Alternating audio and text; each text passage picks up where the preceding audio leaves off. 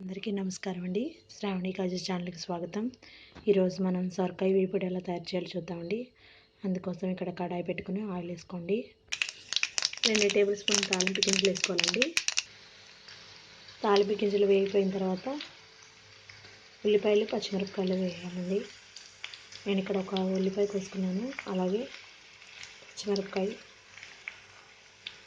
పచ్చిమిరపకాయ వేసుకున్నానండి. 4 వెల్లుల్లిపాయ రెబ్బలు కూడా వేసుకోవాలండి.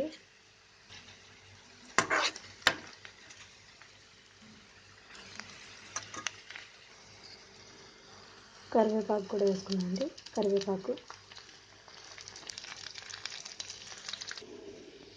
సొరకాయ ముక్కలు కూడా వేసుకోవాలండి. కోసి పెట్టిన సొరకాయ ముక్కలు వేసుకోవాలి.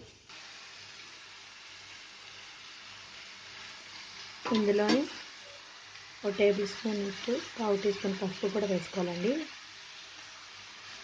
వేసి 10 నిమిషాలు మూత పెట్టుకోవాలి. ఇవి వేగిపోయినాయండి. ఇప్పుడు మనం కారం వేసుకుందాం.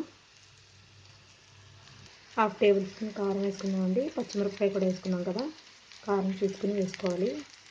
10 నిమిషాలు మూత పెట్టుకోవాలండి.